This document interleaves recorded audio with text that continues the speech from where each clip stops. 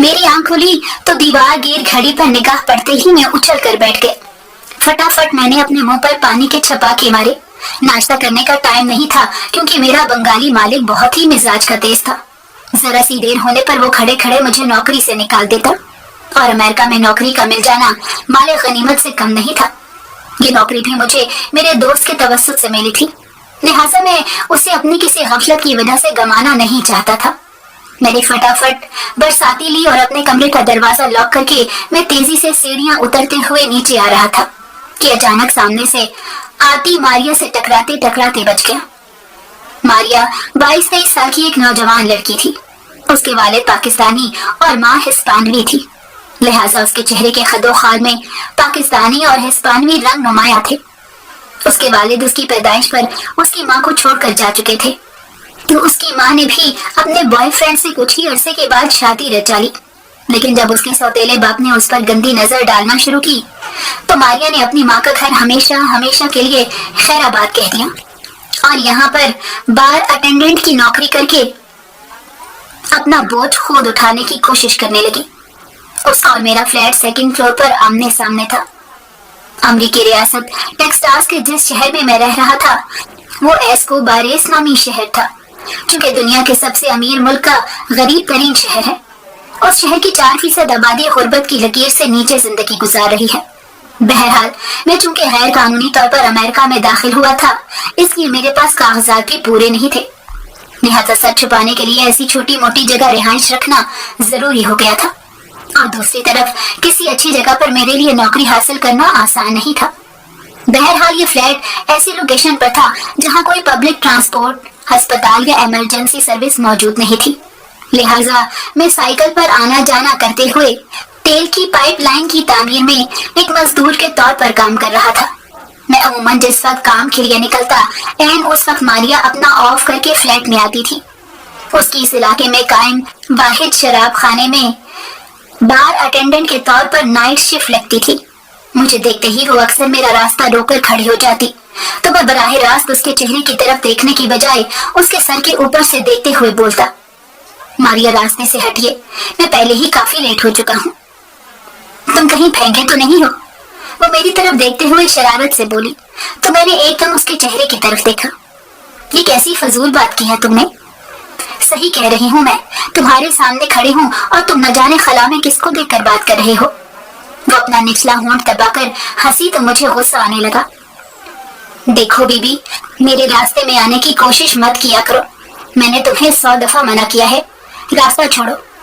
میں نے دوبارہ سے اپنی بات دہرائی تو وہ کہا مار کر ہنسنے لگی۔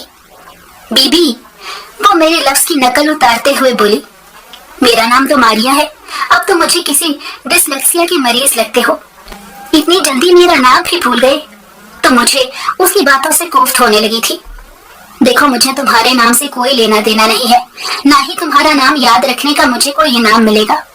میرا راستہ چھوڑو، مجھے دیر ہو رہی ہے۔ میں نے چڑھ کر کہا تو وہ اپنے دونوں ہاتھ کمر پر رکھ کر بولی، اور اگر میں راستہ نہ چھوڑوں تو تم کیا کر لو گے؟ تو میں نے دائیں بائیں دیکھتے ہوئے گہری سانس لی اور افسوس سے سر ہلاتے ہوئے بولا، تمہیں آخر مجھ سے کیا مسئلہ ہے؟ آتے جاتے مجھ سے بات کرنے کی تمہاری یہ ڈھونڈی کوشش انتہائی نامناسب ہے، اپنے طرز عمل کو تبدیل کرو۔ او اچھا ناصر صاحب، اب یہ نصیحتیں امریکہ میں شروع مت کر دینا، اس کے لیے پاکستان ہی کافی ہے۔ یہ امریکہ ہے میری جان، اور امریکہ میں خود بھی انجوائے کرو اور ہمیں بھی انجوائے کراؤ۔ یہ کہہ کر وہ آنکھ دباتے ہوئے بولی تو میں نے فوراً لا حول ولا قوہ پڑا۔ ویسے مولانا امریکہ آ ہی گئے ہو تو اپنا یہ ڈریس کا انداز بھی بدل ڈالو، جوان جہان ہو اور اچھا قد کاٹ ہے، چوڑا سینہ، مضبوط بازو اور اتنی خوبصورت پرسنالٹی پر اگر پینٹ شرٹ پہنو گے تو 4 چاند لگ جائیں گے۔ یہ کیا کھلی ڈھلی قمیض شلوار پہنتے ہو؟ لیکن سچ تو یہ ہے کہ اس میں بھی غضب ڈھاتے ہو۔ تو ایسے میں اس کی باتیں سنتے سنتے دائیں بائیں دیکھ رہا ہوتا تو وہ مجھے متوجہ کرنے کے لیے میرے سامنے چٹکی بجاتے ہوئے بولتی، اے مولانا، جیسا دیس ویسا بھیس، محاورہ تو سنا ہوگا نا؟ وہ اکثر میرے ٹخنوں سے اٹھی شلوار، سر پر رکھی سفید ٹوپی اور میری داڑھی کا مذاق اڑاتی رہتی تو میں اس کی باتیں دل پر لگانے کی بجائے نظر انداز کر دیتا۔ میں جانتا تھا کہ یہ ایسی ہی خرافات کر کے میرا وقت برباد کرے گی، لہٰذا میں نے اسے اپنے سامنے سے ہٹانے کے لیے اس کے بازو کو ریلنگ سے پرے کیا تو وہ میرے قریب آ گئی۔ ہائے، یہ بازو تھام لو مولانا، تمہارا کیا جاتا ہے؟ تو میں نے جھٹکے سے اس کا بازو چھوڑ دیا اور پھر تیزی سے اس کے سامنے سے گزرتا چلا گیا۔ تو اس کے کہے اس بلڈنگ سے باہر نکلتے نکلتے دور تک مجھے سنائی دیتے رہے۔ مجھے امریکہ میں آئے ہوئے دوسرا ماہ تھا اور میں بہترین روزگار کی تلاش میں تھا۔ میں نے جن حالات میں امریکہ آنے کا فیصلہ کیا، اگر یہ حالات کسی اور انسان پر آتے تو شاید وہ یہاں آنے کی بجائے وہیں رہ کر خودکشی کر چکا ہوتا، لیکن شاید میں ڈرپوک تھا، اپنی زندگی کا خاتمہ خود نہ کر سکا۔ لیکن میں نے اپنی زندگی میں یہ بات ٹھان لی تھی کہ مجھے ہر صورت یہاں سے نکلنا ہے، اور پھر میں اپنا وطن چھوڑ کر دیار خیر آ گیا، جہاں پر ہر چہرہ میرے لیے اجنبی تھا۔ یہ ہجرت میں نے اپنے لیے خود منتخب کی تھی، اور یہاں پہنچ کر مجھے لگتا تھا کہ میں نے غلط فیصلہ نہیں کیا، لیکن یہاں پہنچ کر مجھے پتہ چلا کہ عام درجے تک کی نوکری بھی حاصل کرنا انتہائی مشکل ہے۔ یہاں کام کے اوقات کار انتہائی سخت ہیں۔ یہ پاکستان نہیں کہ جب دل چاہا چھٹی کر لی اور جب دل چاہا بریک لے کر چائے پینے کے لیے چلے گئے۔ یہاں پر ہر کام اصول اور ضابطے کے تحت ہوتا ہے، اور جو لوگ ان باتوں کا خیال نہیں رکھتے ان کے لیے یہاں پر جاب حاصل کرنا بہت مشکل اور تکلیف دہ پروسیس بن جاتا ہے۔ مجھے اپنے دوست کی مدد سے یہاں ایک مقامی آئل کمپنی میں جاب مل گئی، جہاں کا مالک ایک بنگالی تھا اور وہ ٹائم کا انتہائی پابند انسان تھا۔ اگر اس کے ورکر تھوڑا سا بھی لیٹ ہو جاتے تو وہ ان کو کھڑے کھڑے نکال دیتا، لہٰذا میں نے پہلے دن ہی مالک کا رویہ دیکھ لیا تھا، تو کوشش یہی کی تھی کہ اپنی طرف سے جہاں تک ہو سکتا ہے اچھی کارکردگی دکھاؤں تاکہ اسے بات کرنے کا موقع نہ ملے۔ لیکن نہ جانے اسے پاکستانیوں سے کیا ضد تھی کہ وہ کوئی نہ کوئی طنز کر ہی ڈالتا۔ مجھے یہ نوکری بڑی مشکل سے ملی تھی، اسی لیے میں سر جھکا کر اس کی بات سن لیا کرتا تھا۔ اس کے علاوہ میرے پاس اور کوئی چارہ بھی تو نہیں تھا۔ میں چونکہ غیر قانونی طور پر یہاں داخل ہوا تھا، اس لیے آزادی سے نوکری بھی حاصل نہیں کر پاتا تھا۔ میرے ارد گرد مسائل ہی مسائل تھے، لیکن میں نے اپنے ان خیالات سے ہار نہیں مانی۔ لیکن آج مجھے یہ لگتا تھا کہ میرا دن بہت ہی خراب ہے، کیونکہ کچھ ہی دور جا کر میری سائیکل پنچر ہو گئی، اور یہاں دور دور تک پنچر لگوانے والی کوئی شاپ موجود نہیں تھی۔ میں بہت ہی فکر مند ہو گیا۔ اگر میں وقت پر اپنے کام پر نہ پہنچ سکا تو باتیں سننے کے علاوہ میری نوکری جانے کا بھی خدشہ اپنی جگہ پر موجود تھا، کیونکہ ہمارا بنگالی مالک کسی بھی قسم کی رعایت دینے کا قائل نہیں تھا، اور خاص کر پاکستانیوں کے ساتھ تو اسے اللہ واسطے کا بیر تھا۔ کہ اچانک مجھے اپنے پاس سے ایک گاڑی گزرتی ہوئی دکھائی دی تو میں نے اسے ہاتھ کے اشارے سے روکا، تو وہ تھوڑی دور جا کر رک گئی۔ یہ رسک تو تھا۔ ایک دم مجھے سوچ آئی، کہیں سیکیورٹی کے بندے نہ ہوں، کہیں میرے لیے الٹی مصیبت نہ بن جائے۔ لیکن دوسری طرف اگر میں یہ رسک نہ لیتا تو جاب جانے کا بھی ڈر تھا۔ میں بھاگتے ہوئے گاڑی کے نزدیک پہنچا اور ڈرائیونگ سیٹ پر بیٹھے ہوئے شخص سے لفٹ کی درخواست کی، تو اس نے مجھے فرنٹ سیٹ پر اپنے ساتھ ہی بٹھا لیا۔ بات کرتے کرتے مجھے اندازہ ہوا کہ اس کا لب و لہجہ بالکل پاکستانی ہے، تو میں نے ایک دم سے جب اس سے اردو بولی تو وہ خوش ہو گیا، اور پھر فوراً ہی اردو میں مجھ سے بات کرتے ہوئے اپنی خوشی کا اظہار کرنے لگا کہ شکر ہے اس انگریز ملک میں کوئی دینی ہم وطن بھائی بھی ملا۔ پھر وہ مجھ سے میرے شہر کے بارے میں پوچھنے لگا، تو جانے کیوں ایک ٹیس سی میرے دل میں اٹھی۔ بڑے عرصے کے بعد اپنے شہر کا نام میرے ہونٹوں پر آیا تو وہ مشکل اپنے آنسو ضبط کیے۔ نہ چاہتے ہوئے بھی مجھے اپنا وطن اور سگے ہونے رشتوں پہ ستم یاد آنے لگے، تو میرا دل دکھ سے بھر گیا۔ میرا تعلق پاکستان کے شمالی علاقہ جات میں سوات سے تھا، لیکن میں نے جب ہوش سنبھالا تو خود کو دادی کے گھر میں پایا، جہاں پر مجھے جنم دینے والی ماں اور باپ دونوں ہی موجود نہیں تھے۔ دادی کے اس گھر میں چچا اور ان کی فیملی ساتھ ہی رہتی تھی، اور ان کی 2 ہی بیٹیاں تھیں، جن میں سے ایک تو ذہنی معذور تھی، جبکہ دوسری ذہنی طور پر ٹھیک ہونے کے باوجود نہ جانے مجھے کیوں اپنی نفرت کا شکار بنائے رکھتی تھی۔ اس کا جب دل چاہتا مجھے مارتی، گالیاں دیتی، اور جب میں اس کی شکایت چچی سے کرتا تو الٹا چچی مجھے ہی ڈانٹ دیتی کہ تم ہو ہی اسے قابل، تبھی وہ تمہیں مارتی ہے۔ میں حالانکہ رانیہ سے 3 سال بڑا تھا، چاہتا تو اس کا ہاتھ روک سکتا تھا، لیکن میں جانتا تھا کہ اگر میں نے ایسے روکا تو وہ مجھ پر الٹے سیدھے الزام لگا کر مجھے پٹوا دے گی، اسی لیے اس کے ہاتھ سے پٹنا مجھے پھر منظور تھا۔ लेकिन चचा या चची के हाथ से मार खाना मुझे अपनी इज्जत नफ्स मजरूह होने के बराबर लगता। मैं बचपन से ही अपने साथ ये इंसाफी होते देख रहा था, लेकिन मैं शिकायत भी करता तो किससे? दादी बूढ़ी थी और वो खुद चचा और चची के सहारे जिंदगी के दिन गिन रही थी। ऐसे में अगर वो मेरी साइड लेती तो चची उनसे भी लड़ पड़ती। चची मिजाज की बहुत तेज खातून थी। एक दफा अगर वो किसी बात पर लड़ना शुरू हो जाती तो फिर सारा दिन उसी बात की नजर हो जाता। इसी वजह से दादी हत्तौल इम्कान कोशिश करती कि उनके साथ मुंह मारी ना ही हो तो अच्छा है।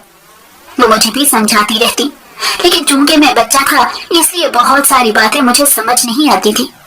खासकर अपने पेट की भूख की बात तो मुझे बिल्कुल भी समझ नहीं आती थी, क्योंकि भूख में इंसान खाने पीने की चीजें ही ढूंढता है। लेकिन चची किचन को ताला लगाए रखती, और अगर वो किचन में काम कर रही होती और मैं किचन में आ जाता तो इस बात का सख्त बुरा मनाती। और मुझे कभी कभी ऐसा लगता कि जैसे मैंने किचन में नहीं किसी के हक पर डाका डाला हो। वो खाना भी नाप तोड़ कर बनाती थी। मेरी उम्र बढ़ रही थी और मेरा एक चपाती से गुजारा नहीं होता था।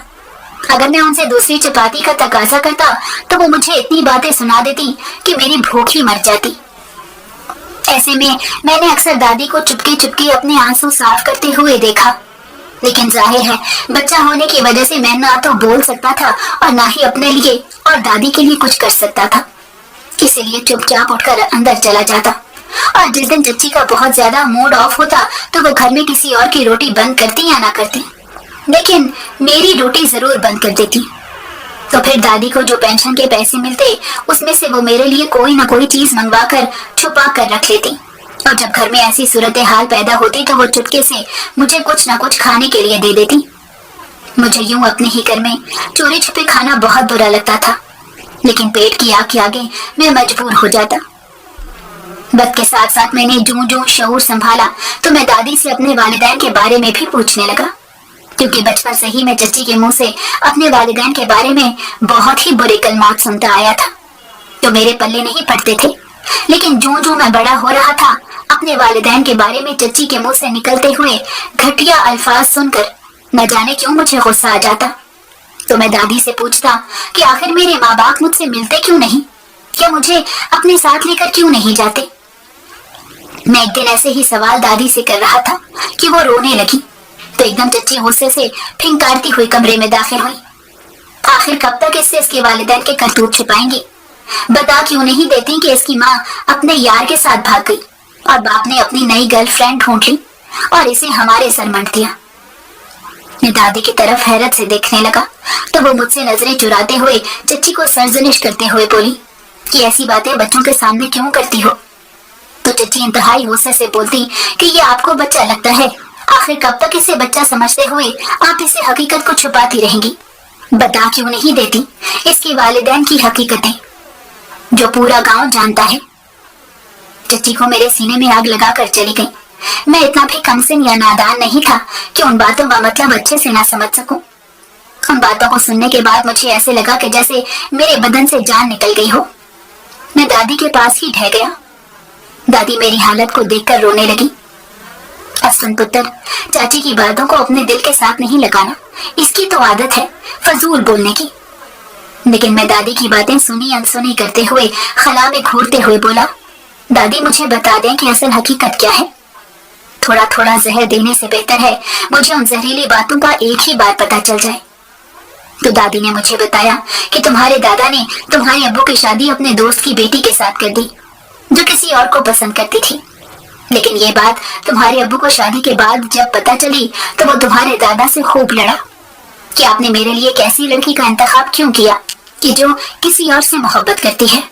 हालांकि तुम्हारी अम्मी ने तुम्हारे अब्बू को कई बार यकीन दिलाया कि मैं अगर किसी को पसंद करती भी थी तो शादी से पहले करती थी। अब मेरी जिंदगी में आपके अलावा और कोई शामिल नहीं।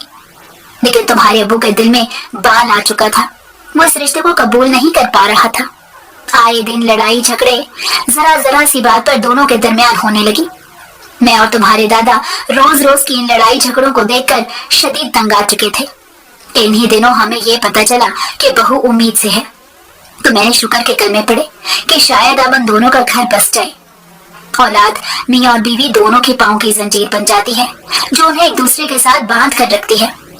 لیکن یہ بدقسمتی کہہ لو کہ تمہاری امید لگنے کے بعد بھی ان دونوں کی حالات نہ بدلے، بلکہ تمہارے ابو نے الزام تراشی کی انتہا کر ڈالی اور یہ کہا کہ میں اس اولاد کو اپنی اولاد تسلیم ہی نہیں کرتا۔ یہ میرا بچہ نہیں ہے بلکہ یہ اس کے کسی گناہ کی پیداوار ہے۔ تمہاری ماں یہ بات سن کر سناٹے میں آ گئی۔ وہ چھوٹے موٹے لڑائی جھگڑے تو برداشت کرتی رہی، لیکن یہ الزام جو اس کے سر زبردستی موڑ دیا گیا تھا وہ برداشت نہیں کر پا رہی تھی۔ ہم نے ہر طرح سے ان دونوں کو سمجھانے کی کوشش کی، لیکن جب میاں بیوی خود ہی اپنا رشتہ بچانے کی کوشش نہ کریں تو پھر کوئی کیسے تیسرا بندہ ان کے درمیان کے رشتے کو مضبوط کر سکتا ہے؟ میں اور تمہارے دادا اب تھکتے جا رہے تھے۔ انہیں دنوں تمہارا باپ گھر چھوڑ کر چلا گیا اور اس نے اپنا کوئی اتا پتہ نہیں دیا کہ جس پر اس سے رابطہ کیا جا سکتا، اور یہ بات تمہارے دادا دل پر لے بیٹھے۔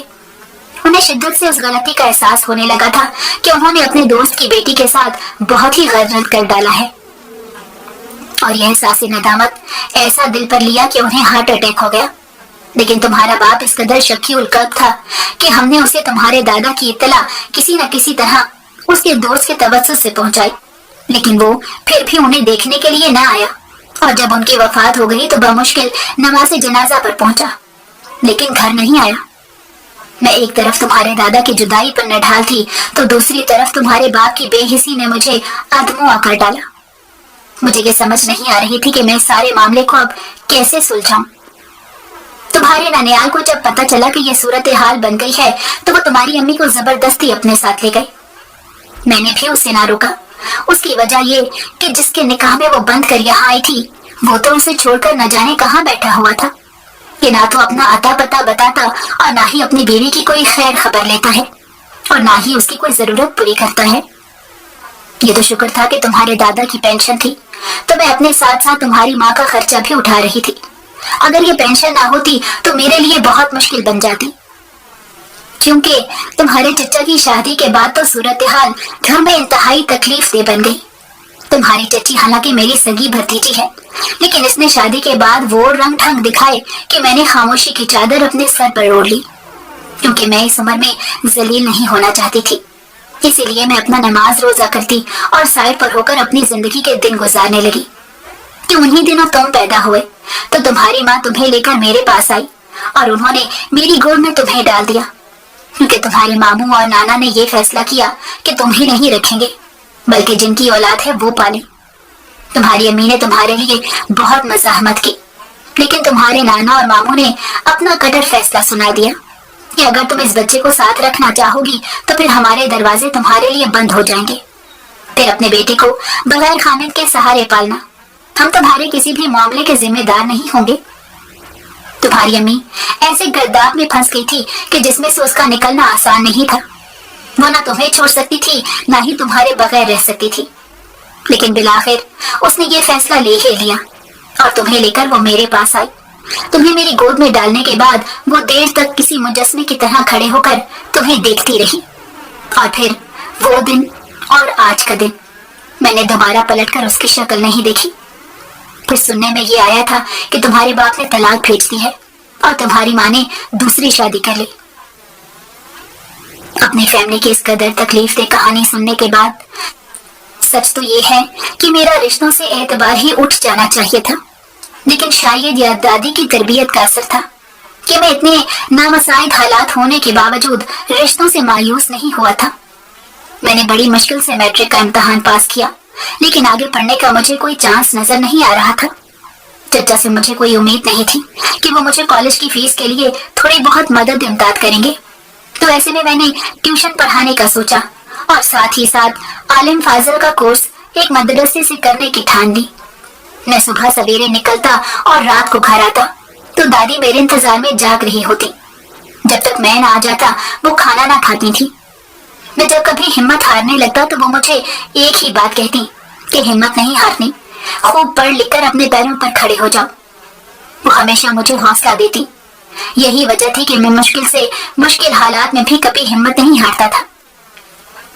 ایک دن میں مدرسے سے جلدی چھٹی لے کر گھر آ رہا تھا، کیونکہ میری طبیعت ٹھیک نہیں تھی کہ مجھے گلی کے نکڑ پر رانیہ کسی لڑکے سے راز و نیاز کرتی ہوئی دکھائی دی، تو مجھے نہ جانے کیوں غصہ آ گیا۔ یہ سچ ہے کہ رانیہ جتنی نک چڑھی تھی مجھے اتنی ہی پسند تھی، لیکن میں نے اپنی پسند کا اظہار اپنے دل کے اندر ہی چھپا کر رکھ لیا تھا۔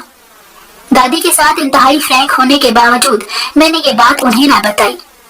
دل میں یہی ٹھان رکھا تھا کہ جب کچھ بن جاؤں گا تو پھر دادی کو کہوں گا کہ وہ رانیہ کا رشتہ میرے لیے مانگے۔ لیکن جو صورتحال میں نے اپنی آنکھوں سے دیکھی اس میں مجھے نہیں لگتا تھا کہ میں رانیہ کو کبھی پا سکوں گا۔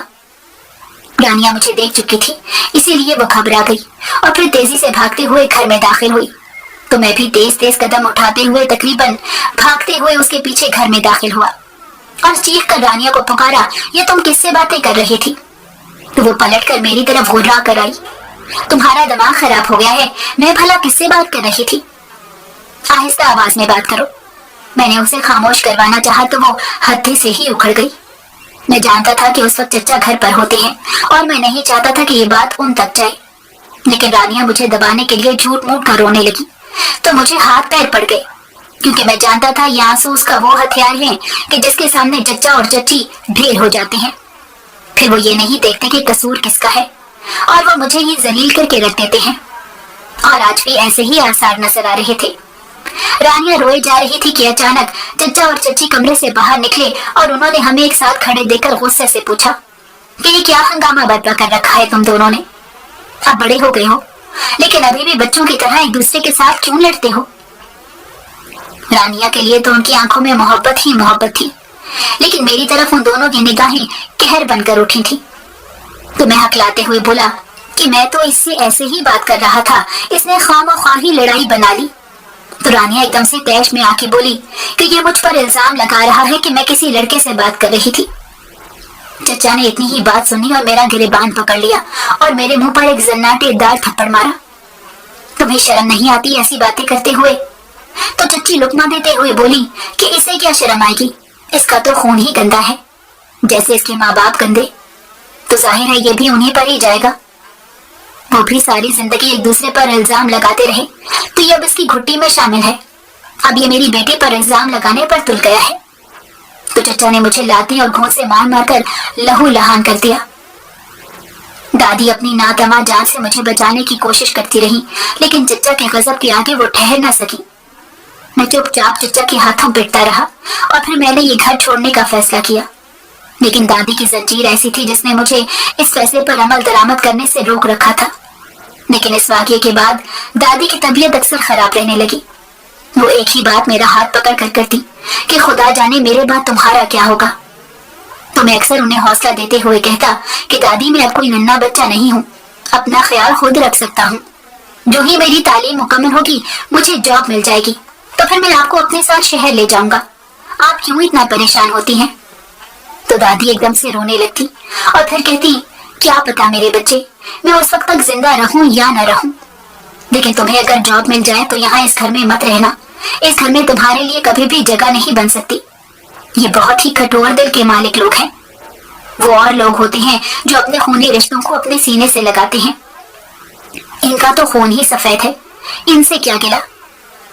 میں نہیں جانتا تھا کہ دادی جو زندگی میں پہلی بار مجھ سے کھل کر یہ شکوے کر رہی ہیں یہ ان کی آخری باتیں ہیں۔ وہ شاید مجھے اس طرح سے پٹتا دیکھ کر میری تذلیل سہ نہ سکی اور 2 دن کے اندر اندر ان کی وفات ہو گئی۔ دادی کی موت میرے لیے ایک بہت بڑا سانحہ بن گئی، مجھے ایسا لگتا تھا جیسے مجھ پر کوئی قیامت ٹوٹ پڑی ہو۔ دادی کا سوئم جو ہی ہوا تو میں نے یہ گھر ہمیشہ کے لیے چھوڑ دیا اور ڈنکی کے ذریعے غیر قانونی طور پر میں امریکہ میں داخل ہو گیا۔ یہاں پر مجھے اپنے ایک دوست کے توسط سے سر چھپانے کا آسرا مل گیا اور عارضی نوکری کا بھی بندوبست ہو گیا، لیکن یہ میری منزل نہیں تھی۔ میں نے جب لفٹ دینے والے کو اپنے حالات سنائے تو اس کی آنکھیں اشک پار ہو گئی۔ اس نے مجھے اپنا کارڈ دیا اور کہا کہ اب مجھے پریشان ہونے کی ضرورت نہیں ہے، میں آپ کی ایک بہتر جگہ پر جاب کا بندوبست کرتا ہوں، بس مجھے 1 ہفتے کا ٹائم دے۔ میں نے اللہ کی طرف سے یہ مدد سمجھی اور اس کا شکریہ ادا کر کے میں اپنے کام والی جگہ پر پہنچا تو بنگالی مالک مجھے دیکھتے ہی غصے سے اٹھ کر کھڑا ہو گیا، لیکن جو ہی وہ میرے قریب آیا تو میری روئی ہوئی آنکھوں کو دیکھ کر وہ چونک گیا۔ اس کا چہرہ غصے سے تمتما رہا تھا، لیکن جب وہ بولا تو اس کے لہجے میں بہت ہی نرمی تھی۔ کیا بات ہے جوان، تم ٹھیک تو ہو؟ میں نے کہا جی، میری سائیکل پنچر ہو گئی تھی تو तो मैं इसलिए लेट हो गया। तो उसने मुझे गौर से देखा। कोई बात नहीं, हो जाता है अक्सर ऐसा, जाओ काम शुरू करो। तो मैं उसका शुक्रिया अदा करके अपने काम पर लग गया। मैं हैरान था कि बंगाली कमाल जब्त का मुजाहिरा करते हुए मुझे छूट दे गया है, वरना मैंने जितने अरसे यहाँ काम किया उसमें मैंने यही देखा कि चाहे मजदूर अपनी कैसे भी मजबूरी उसके सामने बयान करते तो वो कतई नहीं सुनता था और उन्हें उसी वक्त निकाल देता। आज बंगाली के दिल में रहम सा उतरा था, तो मैंने भी उसे अल्लाह की मदद समझी और शुक्र अदा करके अपना काम करने लगा। ठीक 1 हफ्ते के बाद मुझे लिफ्ट देने वाले का फोन आ गया और उसने मुझे कहा कि मैंने आपकी फील्ड के हवाले से ही काम ढूंढ निकाला है। एक मदरसे को कारी की जरूरत है, आप फौरन वहां पहुंचे। तो मेरी खुशी का ठिकाना नहीं रहा। फिर उसी शख्स ने मेरे कागजात मुकम्मल करके दिए। अब मेरे लिए अमेरिका में किसी भी जगह जॉब करना मुश्किल नहीं रहा था, लेकिन मदरसे में पढ़ाने से मुझे खुशी मिलती थी। इसीलिए मैंने अपने दिली इत्मीनान के लिए यहाँ पर मुस्तकिल जॉब करने की ठान ली। लेकिन अभी मेरे हालात ऐसे नहीं थे कि मैं किसी बेहतरीन जगह पर अपनी रिहाइश इख्तियार करता, इसलिए मैं अभी भी उसी फ्लैट में रह रहा था। तो मारिया अक्सर किसी न किसी चीज लेने के बहाने मेरे फ्लैट पर आ जाती और जब वो मेरे फ्लैट में आती तो उसके कपड़े इंतहाई मुख्तसर हो जाते, जिन्हें देखकर मेरी आंखें हया से झुक जाती। वो कई बार मेरे करीब आने की कोशिश कर चुकी थी, लेकिन मेरे सख्त रवैये ने उसे मुझसे दूर ही रखा। कई बार तो ऐसा होता था कि वो दस्तक देती रहती और मैं दरवाजा न खोलता। तो जब मैं मदरसे पढ़ाने जाता तो वो मुझे रास्ता रोकते हुए बदकिरदारी की दावत देते हुए नजर आती, और अब तो वो ये दावत खुल्लम खुल्ला देने लगी थी। मैं हैरान था कि ये किस किस्म की लड़की है कि जिसे ना अपनी इज्जत का ख्याल है और ना ही मेरी इज्जत का। एक दिन इतवार वाले दिन फ्लैट पर दस्तक हुई तो मुझे लगा कि शायद मेरा दोस्त आया हो। मैंने बेधड़क दरवाजा खोल दिया तो सामने मारिया खड़ी थी। उसे देखकर मैं शदीद बदमजा हुआ और दरवाजा जूं ही बंद करने लगा तो उसने दरवाजे के दरमियान अपना पांव रख दिया। आखिर तुम मेरी शक्ल से इतना बेजार क्यों होते हो? मैं इतनी भी बदशक्ल नहीं। मैं उससे किसी भी बहस करने के मूड में नहीं था, इसीलिए मैं फौरन एक तरफ हो गया और उससे पूछा, क्या बात है, क्यों आई हो? तो उसने कहा कि मेरे बाथरूम में पानी नहीं आ रहा और मुझे नहाना है, क्या तुम मुझे अपना वॉशरूम इस्तेमाल करने की इजाजत दे सकते हो? तो मैंने उसे कहा कि मेरे फ्लैट पर मैं इस वक्त अकेला हूँ, जब मेरे दोस्त अपनी फैमिली के साथ यहाँ पर आएगा तो तुम आ जाना। तो क्या मैं उस वक्त तक गंदी हालत में बैठी रहूंगी? खुदा जाने तुम्हारा दोस्त कब आएगा और मुझे तैयार होकर काम पर भी जाना है। तो मैंने नीम रजामंदी से उसे अंदर आने दिया और फौरन ही अपना लैपटॉप उठाकर गैलरी में चला गया। वो वॉशरूम में नहाने के साथ साथ गुनगुना भी रही थी। उसकी आवाज इंतहाई खूबसूरत थी। मैं ना चाहते हुए भी बार बार उसी को सोचे जा रहा था। ऐसा लगता था कि मुझ पर शैतान हावी होने लगा है। तो मैं बार बार खुद को अपने काम में मसरूफ करने लगता कि अचानक वो मेरे सामने टावल में आकर खड़ी हो गई। मैं ये नजारा देखकर एकदम से उठ खड़ा हो गया। ये क्या बदतमीजी है, जाओ यहाँ से।